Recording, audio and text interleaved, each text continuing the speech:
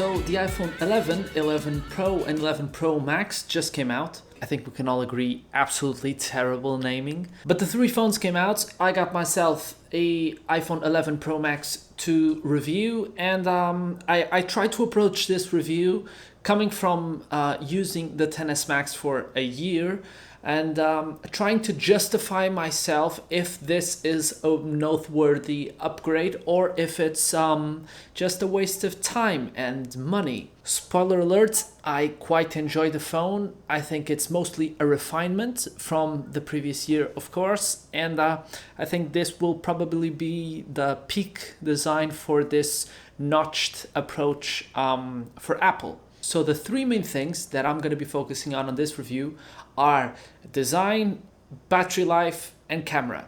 Apart from these three things, I don't think there is much change this year with the iPhone, but these three things are definitely noteworthy upgrades compared to last year. Starting with the design. And you're probably noticing that just like Apple, all the B-roll shots you've probably seen up until this point are from the back of the phone, because this is the only place where design changed compared to last year.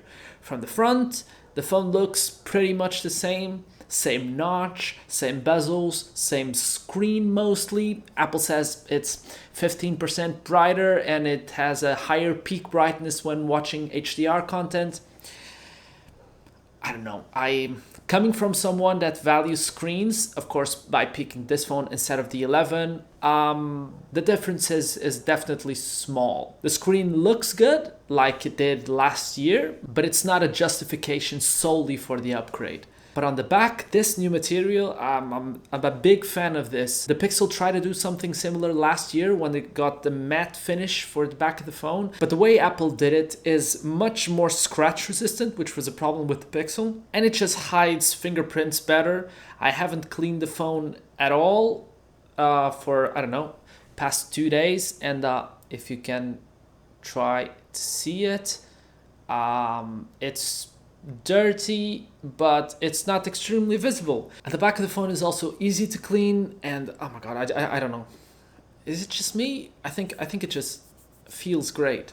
On a different note, why do we still need these markings in the bottom of the phone in Europe? They just look terrible, but I think Apple did a good job where in certain lights you can't see it, even though it's required by law that you have to see it clearly all the time. I don't know, in the US you have a clean back on this year's iPhone, you still have the two markings on the bottom. Now the kitchen in the corner that you probably have seen a lot of stuff about.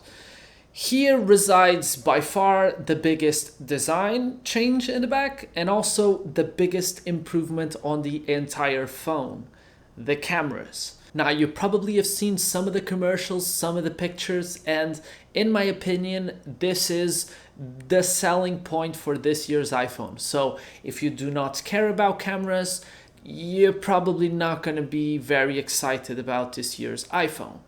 But if you do, this is special. Last year's camera, I found that it was an improvement compared to the 10, of course, but it wasn't that much better. It was pretty much just a better HDR experience, but the pictures themselves didn't look drastically different. This year you get not only an extra lens, an ultra wide, with an equivalent field of view of 13mm when compared to full frame, but you also get an improved telephoto lens. You also get the ability to record 4K up to 60 frames per second on all three lenses, which some phones can't do, and this phone can, and it is great. One side note, when recording video in general, there's a crop in every single one of these lenses for the electronic stabilization, and on the ultra wide the field of view goes from 13mm up to 19mm. The other lenses suffer from a similar thing. It's normal and it's one of the smallest amounts of crop compared to different phones. In my opinion, 19mm for video is definitely still wide enough for most situations, and the footage looks great, even though it's not an optically stabilized sensor, something that they are probably going to include on next year's iPhone and call it a big improvement. What is a huge improvement with this year is Apple finally acknowledged the fact that not having a night mode on the iPhone is a big compromise compared to Android phones in general that have been trying to do night mode for a while. And Apple's approach is by far the most user-friendly and simple and clear of all of them. But let me explain. So the way night mode works is you pretty much just get your phone, find your scene, and the camera app automatically detects if it can or cannot use night mode. On the Pixel, you can sometimes try to use night modes as a way to enhance detail on a shot, but Apple's probably going to do something similar when they release the deep fusion that they talked about in the keynote. It's going to be a way to stack multiple pictures in order to get a higher resolution, higher detailed picture. They show the guy with a sweater, so it's probably going to be called sweater mode when it comes out. And it's going to be one of the 3 main processing pipelines that you're going to be able to use when taking pictures with the iPhone. All of this will happen automatically or automagically, if you want to call it that. So as I was editing this, Apple launched the developer beta, including Deep Fusion, so let's get on to that. I've been taking some samples today and I've tried to showcase a before and after Deep Fusion. And if you're wondering how you toggle that on and off, well, you don't, but Deep Fusion isn't compatible with shooting pictures outside of the frame. So if you go down to the settings, the camera settings, and toggle that on, Deep Fusion will be permanently off. However, if you turn them off, Deep Fusion will be enabled in situations where it detects it should be, which made it tricky, but I found a couple of places where it turns on reliably and that it produces much more detailed pictures, and those are in medium light conditions with textured subjects, like this picture of my cat. You can clearly see that his hair is more detailed, and you can also see that the pattern on my sock is more detailed compared to having it off. However, if you're watching any of this on mobile, you're probably gonna have a hard time, which tells you a lot about how good this camera actually is, even just using Smart HDR. Also, you can also try to use Deep Fusion with the telephoto lens. It's only compatible with the telephoto and the normal wide camera. And with the telephoto, sometimes outside, you find that the highlights look a little different and there's a little bit more texture in like the swirl, but it's not that big of a difference when compared to indoors and with medium to lowish light. If night mode is on, Deep Fusion is off, and if it's very, very bright, Smart HDR is on and not Deep Fusion. But the good thing is, most people are not camera geeks like me, so they probably don't even care if it's on or off, they just want to take a great picture. And to those people, this UI and this menu selection works great because they don't have to think about it. If you want to have more granular control over it, you can't, unless you trick it. But you can't. Maybe Apple could include a manual mode where you can play with night mode, Smart HDR, Deep Fusion, maybe focus, I don't know, maybe exposure, I don't know. Crazy idea. And yes, I know you can install third-party apps, but I don't think a manual mode is too much to ask for Apple. Maybe it is. I don't know.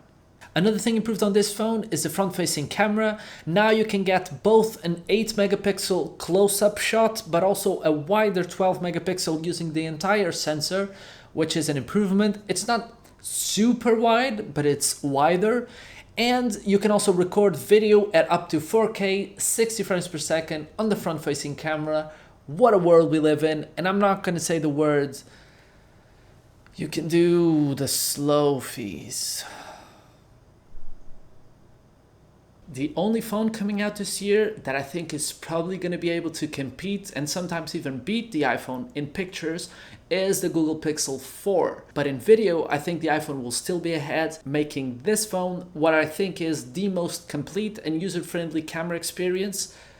But of course, that comes at a cost of 1,200 euros. Another thing, the battery life.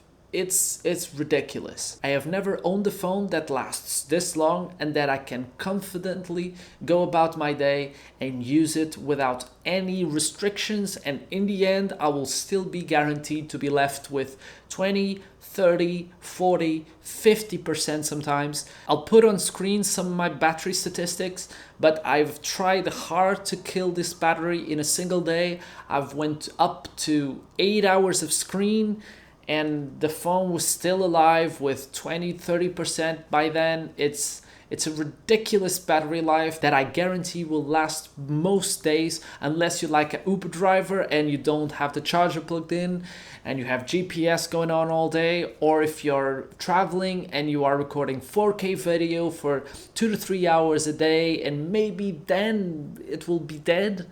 But normal use case scenarios with 4G and Wi-Fi on all the time, browsing the web, watching YouTube, playing games, the phone just is a beast and is a complete proof of what happens when Apple puts a big battery cell and a more efficient screen, a more efficient processor, but mostly a big, large, gigantic battery cell for Apple standards, you know. Two small improvements that I didn't expect to be this impactful. The smallest one is I'm pretty sure this phone has better Wi-Fi reception compared to last year. Not sure what changed. The antenna bands are still in the same position, but I can routinely get Wi-Fi in my kitchen when I'm cooking and I'm just watching a video, and before I couldn't with the XS. So not really sure what's that about, but it's better. Face ID is ever so slightly faster, to the point where I wouldn't even call it faster. It's mostly iOS 13 is faster than iOS 12. So when you compare Face ID from the XS to the 11, it's very similar speed. And that's a good thing. It was quick and now it's quick with a very small after that. Portrait mode, it works on both the telephoto and the normal lens, not on the ultra wide, but that's expected. And it's great. Now you can use the main lens that is the best lens and that has the biggest sensor to take portraits. I think it's the way to go for most scenarios. Also, the telephoto lens is f2.0, so when you have to use it for portrait, it's better, and you can also use it in more situations when the light starts to go down. It doesn't just crop the main sensor like it used to last year. It usually can keep using the telephoto lens, but you can always test it by covering it with your finger if you want to make sure that you're using the proper lens instead of just digitally cropping in. The ultra wide is a lot of fun, like most people find it.